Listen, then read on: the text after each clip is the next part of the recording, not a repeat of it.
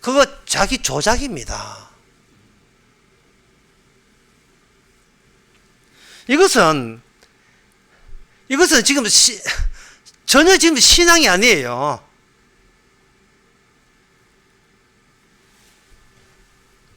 이건 인간이 어떤 신앙적으로 어떤 목표 같은 게 생겨버린 거예요. 그러면 여기가 뭐가 등장하겠습니까? 오기가 바짝 올라가죠.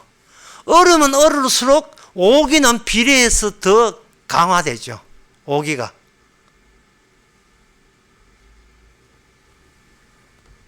더 증가하는 겁니다.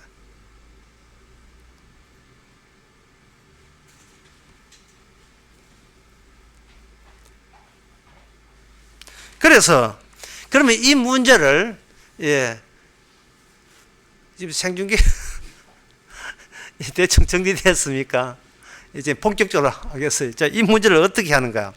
이 문제가 하박국이 어떤 자기의 신앙적인 결단을 말한 게 아니에요. 이거는 뭐냐 하면 하박국 선지자가 감당을 못합니다. 본인이 감당을 못해요. 그러면 하박국 선지자에서 여기서 16절에 보면 이게 16절에 내가라는 말 나오죠. 내가. 그리고 16절 끝에 내 몸이 나오죠. 내 처소에 썩은 것이 들어오지요. 왜 하나님의 말씀이 바벨론 나라가 이스라엘 치는데 왜 선지자가 벌벌 떨고 있어요? 그 용감한 선지자, 믿음 있는 선지자, 누구 어떤 이스라엘 백성들에게도 모범을 보일 선지자가 왜 바들바들 떨고 있습니까? 그것은 하나님의 말씀이 어디에 집중이 되느냐 하면은 이스라엘에 집중되는 게 아니에요. 이스라엘은 망한 것은 기본이고요. 그 당시 갈대아 바벨론 나라가 쳐들어왔기 때문에 이스라엘 나라에 포도나무고 무화과나무고 밭에 소출이고 감람나무고 양도 소고 다 몰살당했어요. 다 몰살당했는데 그러면 이스라엘은 이제 그 바벨론 나라에 완전히 망하고 그들은 포로 잡혀갑니다. 근데 초점이 그게 아니고 이러한 그들의 공격이 바벨론 공격이 그 하박국이라는 개인한테 개인에게 집중적으로 절망을 안겨준다는 거예요. 하나님의 말씀에 의해서 움직이는 그 갈대아, 그 바벨론 군대가 쳐들어왔던 그 소식이 우리 생각 같으면 아까도 여러 번 이야기했지만 이제 방송 때문에 다시 되풀이합니다. 왔지만 그래 하나님께서 그것도 뜻이라면 나는 거기서 망하면 되지. 하지만 그까지 그 무화과나무 그 소 없어도 괜찮아. 난 하나님이 구원으로 기뻐하면 돼 라고 마음 정리를 하면 되는데 그게 아니고 오늘 본문만은 그게 아니에요. 그거는 어지간 옥이 있으면 다 할 수 있습니다. 신앙인 척 한 사람들 다 해내요. 지금 그게 아니고 하나님은 하박국 속에 그 하나님의 무서운 하나님의 말씀의 환란이 하박국을 시체로 만드는 거예요. 죽는 자로 만드는 겁니다. 여기 보면 내 창자가 흔들렸다는 말은 나라는 그 주체가 있던 내 마음의 자리, 자아가 있던 내 마음의 자리가 나가 여기서 완전히 사라지는 거예요. 그게 내 자아가 죽는 겁니다. 시체되는 거예요. 인간은 그 죽음에 두 종류가 있어요. 뭐냐 하면 인간의 눈에 보이는 사람이 숨 끊어주는 죽음이 있고 또 하나의 죽음은 언약적인 복음적인 성경적인 죽음이 있는데 이거는 뭐냐 하면은 하나님의 저주를 된토로 맞아가지고 멀쩡하게 몸은 살아있는데 하나님의 저주가 자기 안에 들어오는 거. 이게 인간의 그 언약적인 죽음입니다. 언약적인 죽음을 하박국은 그 죽음을 맞이하는 겁니다. 이렇게 하박국이 죽음을 맞이하는 것을 왜 이렇게 선지자가 그냥 망했다 하지만 나는 믿음 있는 선지자니까 버티면 된다. 왜 이게 아니라 하나님께서 왜 선지자 본인 보고 절망에 이르게 하고 하나님의 제가 말하는 인간 자체 숨 끊어지는 죽음 말고 선지자는 내 자체 색을 이렇게 죽이는 이유가 뭐냐? 그 하박국 선지자하고 장차 예수 그리스도와 연계시키기 위해서 하는 겁니다. 죽음과 연계시키게 하는 거예요. 그냥 뭐 쉽게 해도 안 되는 거 어렵게 그냥 가겠습니다. 우연이라는 것은, 성경에서 우연이라는 것은 보통 예상 밖에 있는 걸 우연이라 하잖아요. 근데 이 우연은 뭐를 치르냐 하면은 내가 생각한 이 세상의 구조, 질서, 이 자체에서 무슨 예상 밖의 일이 터져버리면 우리는 어떻게 하느냐 하면은, 내가 예상 못한 일이 벌어졌는데, 그렇다면 그 예상 못한 일을 이제 새롭게 알았으니까 그것을 기존의 구조에다가 그 새로운 그 정보로서 넣어가지고 이걸 재복원하면 된다. 다시, 환란이 왔구나. 그렇다면 내가 환란 없던 나보다 환란까지 받아들여서 다시 질서를 다시 리셋하는 거예요. 다시 조력을 새롭게 초기화시켜서 다시 만들어버리면 그 다음부터 어지간한 환란 와도 버텨낼 수가 있는 겁니다. 그 코로나 백신 맞는 것도 마찬가지예요. 독감 주사 맞는 것도 마찬가지고요. 대성포지 주사 맞는 거. 그런 것이 새로 왔을 때 나를 죽이는 게 아니에요. 나를 죽인 게 아니고 나를 더 강하기 위해서, 어떤 병에서 버티기 위해서, 면역을 키우기 위해서 하나님께서는 더 연단하듯이 줬을 때 그걸 가지고 뭐냐 하면 그걸 우연이라 하지 않습니다. 그걸 우발이라고 해요. 우발적인 사고.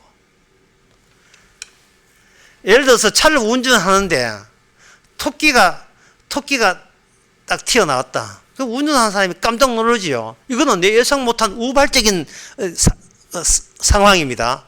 그렇다고 해서 내 차를, 토끼가 와서 받치지도 않는데 그냥 식 지나가는데 내 차를 폐기 처분합니까?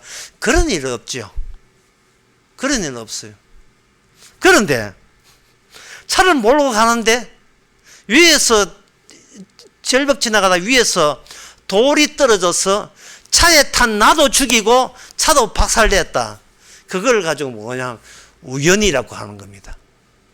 우연의 특징은, 우발은 내가 그냥 버티고 있으면서 더 강화시키는 것은 우발이고, 나 자체를 아예 없애버리는 것은 우연임이에요. 어렵죠? 우연이나 우발이나 우리는 같이 사용하는데 그게 아니고, 우발적인 것은 아이고 깜짝 놀랐잖아. 앞으로는 정신 차려야 되겠네. 이건 우발이고, 우연을 하는 것은 주체 자체를 없애버리는 거예요. 예수님께서 이 땅에 오실 때에 하나님께서는 예수님 보고 힘내라, 잘해라, 이게 아니고 예수님 자체를 네가 계속 살게 해주니까, 내 아들 예수야 살게 해주니까 너는 내 뜻대로 잘해, 이게 아니라 예수님 자체를 십자가에서 아예 죽여버리는 거예요. 십자가에서 그것도 저주받아 죽여버리는 거예요. 그러면 예수님이 십자가 달릴 때는 예수님 안에 저주가 들어온 겁니다. 지금 하박국 안에 뭐가 들었냐? 하박국은 죄가 없으면 믿음 좋아요. 그런데 하나님의 준비된 그 저주가 그 이스라엘 백성만 치는 게 아닙니다. 뭐 하나만 없애는 게 아니에요. 소를 없애는 게 아닙니다. 하박국 선지자 그 자체의 믿음조차도 하나님께서는 저주해서 없애버리는 거예요. 그게 바로 선지자의 소밀이에요. 이거는 우발이 아닙니다. 이거는 우연입니다. 다시 재복원할 수 있는 전혀 가능성 자체를 차단시켜버리는 거예요. 오늘 한 대여섯 번 이야기하는데 또 와야 되겠대. 이 본문 말씀을 보고, 그래, 살다 보면, 신앙생활 살다 보면 어려움이 왔지. 무화나무가 바람에 떨어질 수도 있고, 소양간에 소가 없을 수 있지만, 신앙은 뭐야? 그런 거 소 보고 살아가는 게 신앙이 아니고, 무화나무, 포도 보고 살아가는 것이 아니고, 나는 구원의 하나님을 보고 살아가는 거야. 나는 이런 인간으로 나는 재탄생하고 다시 태어나야 돼. 이거는 지금 이 본문하고 아무 상관없는 거예요. 이거는 종교적인 오기입니다. 자기의 각오를 이야기하는 거예요. 주님은 뜻은 뭐냐 하면은, 하박국 좀 없어줄래, 그거예요. 제가 앞으로 더 잘하겠습니다. 그런 말 하지 말고 너 자체를 하박국 선지자 자체를 없애버리는 거예요.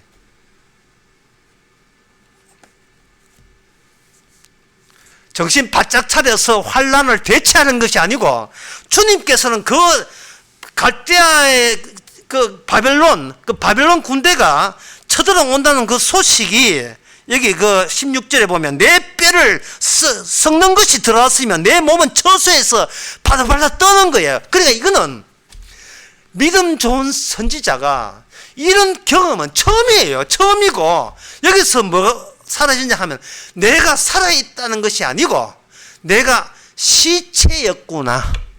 내가 시체가 되는구나가 아닙니다. 나중에 늙으면 내가 무덤에 가겠지. 지금 그걸 이야기하는 것이 아니고 지금 멀쩡하게 살아있는 내가 바로 하나님의 말씀에 정확한 말씀에 의하면 최종적인 말씀에 의하면 내가 벌써 시신이었구나.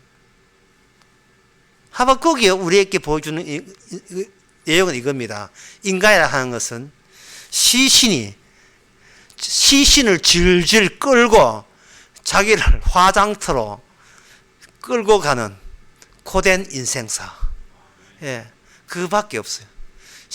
본인이 시신이면서도 시신을 끌고 가는 거예요. 근데 방향은 정해져 있어요. 하나님의 저주가 있는 곳으로 계속해서 열심히 일하면서 시체를 보고 더 살려보겠다고 애를 쓰면서 가는데 그 가는 방향이 주님의 저주가 기다리는 곳으로 모든 인간은 단 한 사람도 예외 없이 가고 있다는 사실을 하박국 선지자가 그 당시에 예수 그리스도의 십자가의 모습으로 지금 그 당시 선지자가 이스라엘에게 보여주는 겁니다. 이겨낸다는 것은 이거는 오만이고 교만이에요. 우리는 이 상황을 내가 이겨낼 필요 없어요. 이겨내서 뭐 하겠던데. 이겨내면 자기 과시되는데요. 지 믿음 좋다는 거. 하나님이 연단했구나. 뭐 이런 걸 가지고 자기 과시할 거 뻔하다 말이죠. 기어이 이기리라. 그거는 상록수. 그거는 박세리가 했고요. 박세리가 기어이 끝내 이기리라. 이 끝내 이기리라고 하는 그 주인공이 없어져요.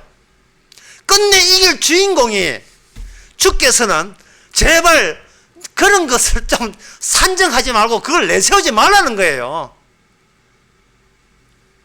하나님은 어려운 가운데서 이겨냈습니다. 그런 소리는 두 말 앞에 내 앞에서 그런 소리 하지 말라는 거예요.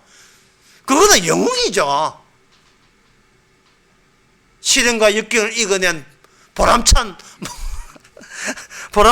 내 아주 장한 대견스러운 나의 인생아. 이거는 자기 찬미입니다. 자기 찬양이에요. 그건 신앙하고 아무 관계없는 가짜 신앙입니다.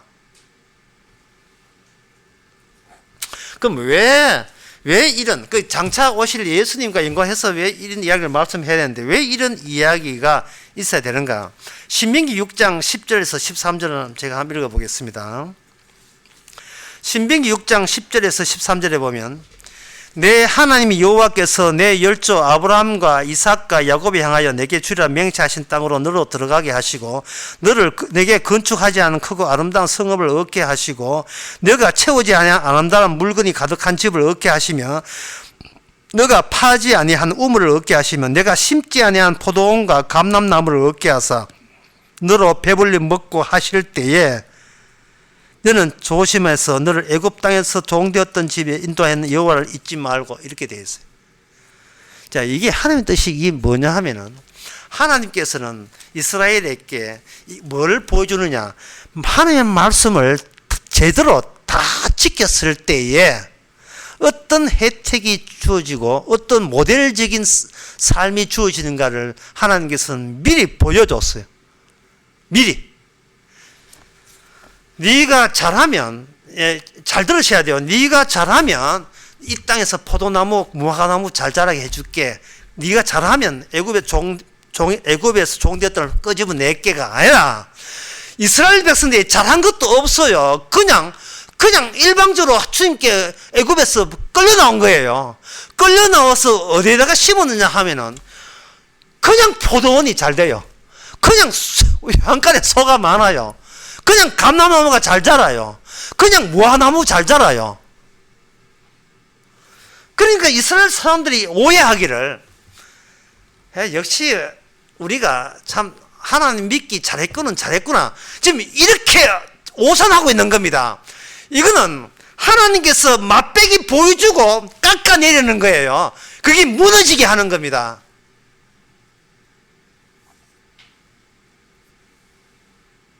참 어렵죠. 그 약속의 땅의 특징이 말씀을 완벽하게 완전한 최고 수준, 하나님의 뜻에 합당한 수준이 될 때 무화과나무가 맺히고 포도나무가 맺혀요. 그런데 이스라엘 백성 뭐 했습니까? 저들이 땅에서 뭐 한 거예요? 그냥 공짜로 들어간 거예요. 공짜로 그 땅에 공짜로 보니까 이게 잘 되거든요. 잘 되니까 그 공로를 역시 우리가 참 믿음 좋았기 때문에 이 복이 왔다고. 이 무화과나무 잘 되는 것을 하나님의 말씀의 최고 수준, 최고 등급이라고 생각하지 않고 그 등급에 이르지도 못하고 주제 파악도 안 되는 자기 자신의 역량과 이걸 엮는 거예요. 이게 좀 다들 우리가 그런 식으로 오해하면 살아오지 않았습니까? 잘 되면 짓하시고 못 나면 전부 다 초상산. 그래 살아왔잖아요. 근데 한번 생각해 봅시다. 히브리인들이 뭐가 잘나서 세계 그 당시 최고의 강대국 애굽의 그 막강한 군대를 에서 벗어날 수 있었습니까? 없지요. 그러면 뭔가 우리가 저 막강한 바로의 군대를 이길 수 없는데 나왔다면 뭔가 하면 자기 대해서 생각해 볼 줄 알아야 돼요. 역시 우리 훌륭하구나. 이제 지금 이런 쪽으로 가면 안 된다고요. 왜 그런 쪽으로 다시 생각해야 돼요. 나라는 수준, 나라는 존재를 내가 지금 전혀 모르고 있구나, 이렇게 생각해야 돼요. 지금 이런 최고 합격점이 최고 말씀을 다 지킨 자에게만 돌아가는 그러한 복을 우리가 지금 누리고 있다는 것은 이거는 하나님, 이거는 저한테 맞지 않습니다. 지금 하나님, 제가 뭐가 잘못됐습니까? 라고 오히려 반문해야 돼요. 주님, 제가 뭐가 잘못됐는데 이런 복을 주십니까? 이렇게 나와야 된다고요. 예. 제가 열심히 기도했는데 응답을 안 해줍니까? 이래 나오면 안 되고, 제가 지금 뭐가 잘못되었기에, 사람을 패도, 어떻게 돈으로 패고, 사람을 패도, 출세로 패고, 사람을 패도, 소로 패고, 무화과나무로 패고, 어울리지 않는 권세와 성공을 그것으로 왜 저에게 주십니까? 주님께 뜻은 뭐냐? 그 복으로 네가 좀 맞아야 되겠다. 저주로 맞는 게 아니고 복으로 맞는 거예요. 복으로 얻어맞는 거예요. 왜냐하면 이스라엘은 기능자입니다. 말씀의 운반체예요. 이스라엘이 어떻게 구원받느냐가 아니라 말씀이라는 거, 하나님의 거룩한 말씀과 인간이 이렇게 만날 때 인간은 그 말씀에서 얼마나 크게 오해하고 있는가를 시범적으로 샘플로 본보기로 이스라엘 백성들을 하나님께서 채택한 겁니다. 이스라엘 백성은 일종의 무대에 있는 연극 배우예요. 연극 배우예요. 복을 받을 가치도 없는 자에게 복을 주고 그 다음에 그 복을 다 하나님께서 무너뜨립니다. 무너뜨릴 때 다시 옛날 역시 나는 복 받을 자격이 뭔데 이게 아니라 어디까지 벗겨내느냐 하면 이렇게 복을 주고 벗겨낼 때는 복이 오기 전에 내가 벗겨내는 것보다 더 근원적으로 더 극한으로 벗겨낼 수가 있어요. 좀 지저분한 예를 들 수밖에 없어요. 그 다리에 털 났을 때 털이 보기 싫다고 지가 하나 하게 되면 아프고 짜증나고 굵은 것은 남겨두고 가늘 것만 뽑아내고 이렇게 되어 있거든요. 그걸 보다 옆에서 보고 있던 하나님께서 이거 내가 답답하다. 파스 가져와. 파스를 붙여버려요. 그 털 난데 파스 붙여보면 파스는 하얀 표면은 하얗게 털 난을 붙였기 때문에 밖에서 보면 털이 하나도 없어요. 왜? 파스의 하얀 표면이 털을 다 가리기 때문에 이게 털이 하나도 안 보이죠. 그러니까 저 시력이 뭐 0.2쯤 된 사람은, 야, 니 어제까지 다리에 털인데 털 하나도 없네. 이 파스, 뭐, 시력이 0.1이니까 뭐, 분간도 못해요. 이게 진짜 사람의 이게 다리인지 파스 붙였는지 분간 안 된 사람이, 야, 니 오늘 보니까 털이 없다. 털 없지? 내가 깎아 처리했어. 지금 이런 거짓말 하고 있었던 거예요. 주님께서 파스 띄라. 분명히 파스 붙여놓고, 그때 좀 지저분한 애락했지요. 파스 붙여놓고 그걸 강제로 드드드 뛰는 거예요. 아프지요. 죽을 만큼 아프지요. 내가 하나 뛰는 것보다도 파스가 뛰어버리니까 진짜 나라는 자체가, 자아란 주체 자체가 주님의 때는 저주에 묻혀서 내 자체가 완전히 다 떨어져 나가버리죠. 나는 나쁜 사람이 아니고 그냥 그 자체가 시체로 태어난 거예요. 그냥 시신이었습니다. 왜 하나님께서는 이 극한으로 이렇게 몰아붙이는, 선지자를 왜 이렇게 몰아붙이는가? 그것은 바로 예수님을 하나님이 십자가 죽기까지 몰아붙이는 것하고 똑같은 이치를 구약 때 보여주는 거예요. 예수님께서 잘해보려고 하실 때, 예수님이 스스로 잘해보려고 하는 그 한계가 어디에 드러나느냐? 겟세마네 동산 기도하면서 드러납니다. 예수님께서 3번씩이나 똑같은 기도를 한 대목이 나와요. 그게 뭐냐 하면, 하나님 아버지요, 그때 아버지라 했어요. 아버지요. 이 잔을 어떻게 내게서 그냥 내가 안 마시고 그냥 넘어가서 주의 일을 하는 방법 없겠습니까? 한번 또 기도합니다. 이 저주의 잔을 안 마시고 주의 일을 완성할 수는 없겠습니까? 2번. 아직까지 주님께서 마음이 가고가 없어요. 3번째, 주여 감당하겠습니다. 이 저주를 받겠습니다. 제가 죽겠나이다. 그 죽으면 목숨 떨어지는 걸 말하는 게 아니에요. 저주를 흠뻑 담는, 저주, 하나님의 말씀을 어길 때나 주어지는 그 무서운 저주를 죄 없는 예수님이 흠뻑 다 받는 거예요, 그걸. 그럴 때 예수님은 죽어버렸어요. 아버지에 의해서 죽어버렸습니다. 죽은 예수님. 그것도 그냥 죽은 예수님, 율법의 저주를 받아 죽은 예수님, 갈라디아서 1장 3장 13절의 말씀처럼 저주받아 죽은 예수님의 표본, 본보기, 그분이 바로 신약의 예수님이라면 지금 오늘 본문은 뭐냐 하면 하박국입니다. 하박국 선지자예요. 창자가 떨리고 쓴 것이 들어오고, 이게 개인에게 오는 거예요. 지금 계속 나예요. 지금 선지자는 팔짱 끼고 이스라엘 백성 내 말 안 듣다, 내 때 하나님께 벌 받으라. 그래, 마땅하지. 그래야 내가 선지자답지. 이게 아니라 지금 그 저주의 기운이 이스라엘도 물론 망하지만 지금 저주, 그런 집단적인 집이 화재가 나오고 밭이 뺏기고 소가 죽고 그거 말고 사적인 개인적인 의식과 개인적인 내부까지, 그 주관적 내부까지 저주가 쳐들어오는 것은 이게 선지자이기 때문에 그런 거예요. 하박국 선지자이기 때문에 그걸 감당할 수 있어야 되는 겁니다.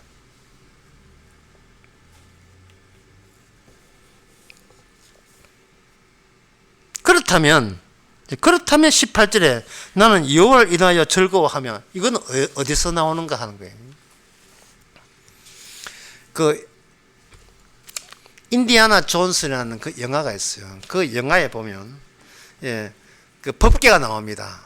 성궤, 법궤가 나오는데 모세가 만드는 법궤가 그 독일군이 그 어떤 솔로몬이 숨겨놨다는데 그걸 찾아내가 지도해가지고 해리슨 포드, 미국 그 해리슨 포드가 그 주인공이죠. 해가지고 법궤를 발견했어요. 그 법궤를 발견한 그 영화를 보면서 제가 그 말씀에 대해서 새로운 면을 알게 되었어요. 뭐냐 하면 이 법궤가 이렇게 있으니까 독일 군인하고 서로 그걸 뺏으려고, 세계에서 제일 유명한 보물을 뺏으려고 할 때 인간의 눈을 보면 그냥 상자예요. 금박 입힌 상자입니다. 그냥 상자예요. 자, 영화 이야기 먼저 하면 그 상자를 보고 그 상자를 만지고 그 뚜껑을 여는 순간 거기서 무서운 영이 나와서 거기에 있는 독일 주변에 깔려있는, 그때 그 인디안 존스는 이제 뒤에 숨어 있었고, 그 현장이 독일군이 먼저 그 찾아냈으니까 독일군이 그걸 뚜껑을 열 때 거기서 뭐가 나오냐 하면 죽음의 사자가, 무서운 죽음의 사자가 독일 군복을 입고 있는 수많은 군복 있는 사람들 그 현장에서 완전히 해골로 만들어버려요. 살갗이 다 뜯겨져 나가면서 그 있는 선체로 몇 초 만에 전부 다 해골로 완전히 다 뜯겨져 나가요. 그러면 거기서 제가 뭘 느꼈냐 하면은 그런 기운이 다 떨어져 나오고 난 뒤에 다시 그거 하고 난 뒤에 다시 뒤늦게 온 그 주인공이 법궤를 볼 때 그 법궤는 하나의 나무 상자에 꽂히는 거예요. 영화입니다, 영화. 예, 나무 상자에 꽂히는 거예요. 왜? 그 신발이 다 빠져나갔으니까. 좀 비슷한 영화가 로마라는 영화가 있는데요.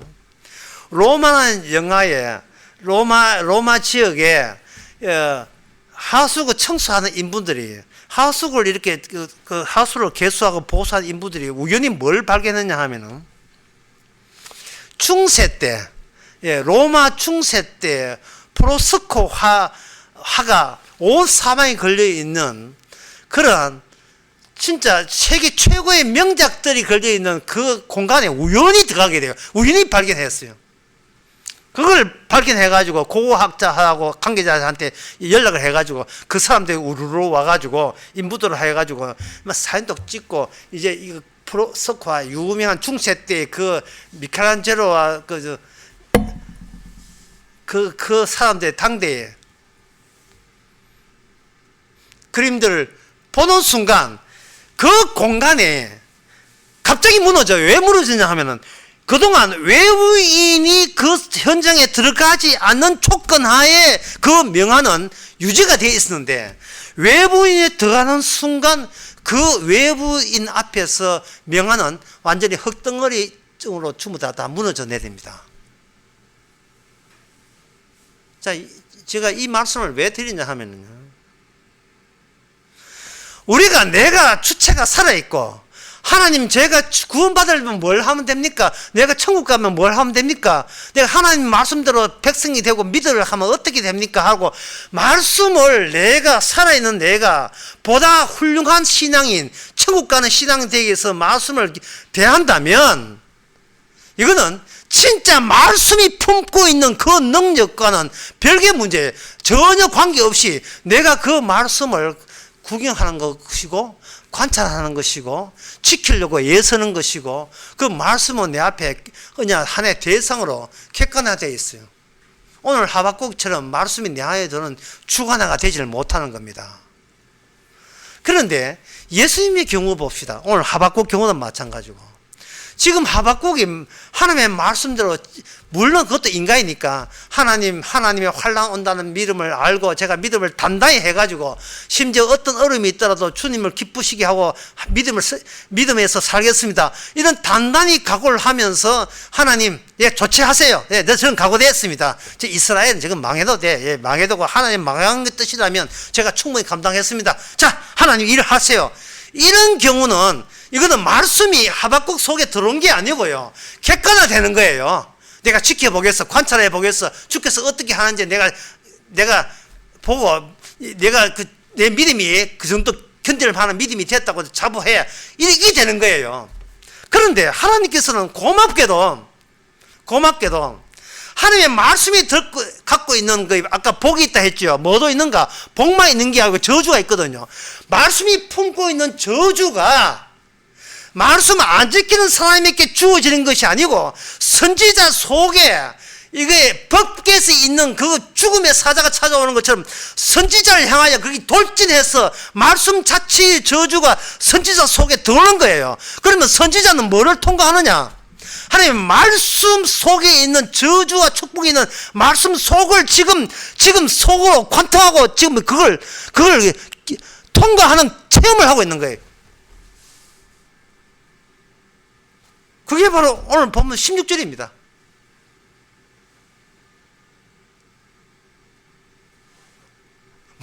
무슨 말씀을 지킵니까? 뭘 지켜요?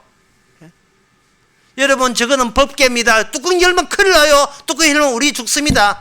예, 자, 잘 봤죠? 자, 다음은 고대 유물 보러 갑시다. 지금 그게 아니고, 여러분, 이거는 창세기 내용이 이렇습니다. 잘 들었죠? 예, 잘 공부했죠? 그 다음에 출애굽기 합시다. 예, 잘 들었죠? 요건 민수기고, 신명기고, 요건 오늘 하는 하박국이고, 그 다음에 로마서 여기 있습니다. 잘 들었죠? 지금 이거는 박물관 관람하는 거예요. 말씀 자체가 갖고 있는데 뭘 갖고 있는가? 말씀 자체가 마지막 심판의 능력을 갖고 있어요. 그 심판의 능력이 우리는 심판 안 받으려고 말씀을 지켜서 심판 대신 구원받으려고 말씀을 보잖아요. 그래 되어버리면 말씀 가운데서 말씀을 우리가 마음대로 임의대로 내 잘되기 위해서 말씀을 대상화시킨 거예요. 그거는 말씀 속에 들어간 게 아닙니다. 말씀이 찾아온 것도 아니고 그냥 집에 보면 위에 서예가들 그 글자 써놨죠. 그림 같은 동양화 그려놨잖아요.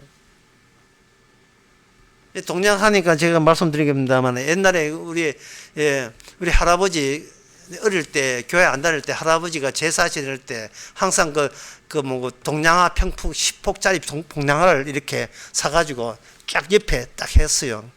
솔직히 거룩한 공간이 되는 겁니다. 제사장의 공간. 그럼 나는 심심해가지고 어릴 때 뭘 봐? 동양화의 그림 속을 봐요. 그림 속에 보니까 허연 노인네가 갓쓰고 강가에 깊은 그 강가에 그 이발소 그림 같은데 그런 게 있어요. 강가인데 아무리 봐도 여기 이 강가에 여기 이 정자 안에 앉을 도로가 보이질 않아요. 키 없는데 거기 있어요. 나룻배 타고 왔는가? 나룻배도 안 보이는 거예요. 그러니까 야 좋다 유유작적하고 야 진짜 신선노름이구나. 하지만 내가 보는 그림이에요. 내가 거기에 그 속에 빠져들어가는 게 아닙니다. 그냥 그림이에요. 우리가 보는 것은 그냥 말씀이고 이렇다 하나님께서 이렇게 하는구나 믿자 어떤 무화나무가 없다 할지라도 애가 성직이 내려가서 할지라도 나는 구원이 하나님을 기뻐하리라. 나 이 말씀을 믿을 거야 믿습니다. 지금 이거는 지 각오를 이야기하는 겁니다. 지 신앙적인 결심을 이야기하는 거예요. 다짐을 이야기하는 것이고 자기 오기를 지금 발산하는 거예요. 왜? 안 죽으려고. 시체 안 되려고. 저주 안 받으려고. 그러니 여러분께 물어봅니다. 예수님이 그렇게 살았습니까? 예수님이 저주를 피했습니까? 아니면 예수님은 저주를 받았습니까? 어느 쪽입니까? 왜 예수님이서 기도할 때 땀방울이 핏방울처럼 되었습니까? 그냥 말씀 지키고 살았잖아요. 왜 그 기도가 있었던 거예요? 저주가 자기에게 오기 때문에 한 거예요. 저주가. 죄 없는 자기에게 저주가 오기 때문에 그런 거예요. 그래야 돼요. 왜? 그래야 대신 죽으시면 되니까요.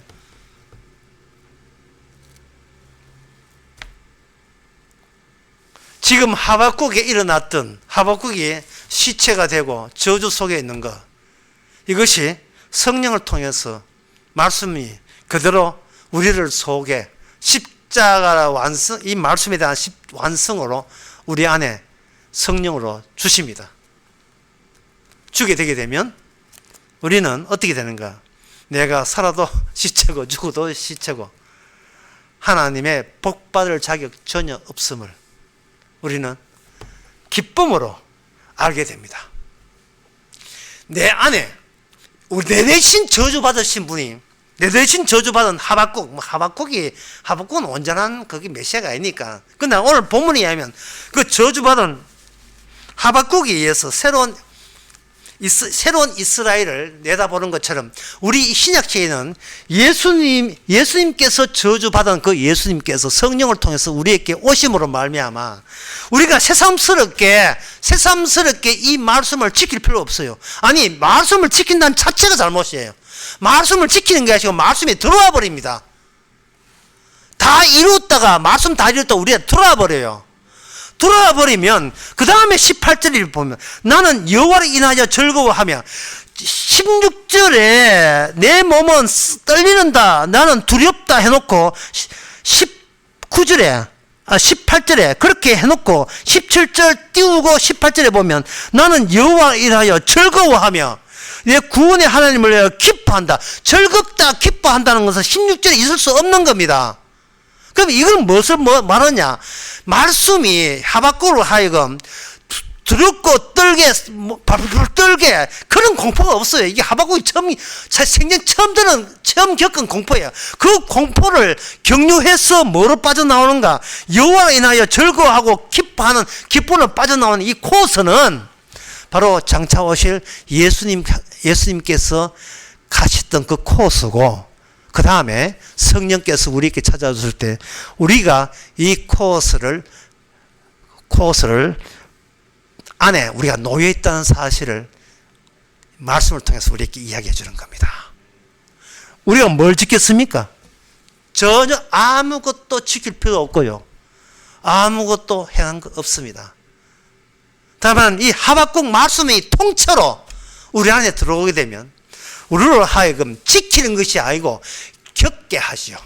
지키는 게 아니고 체험케 하죠. 지키는 것이 아니고 경험케 하죠.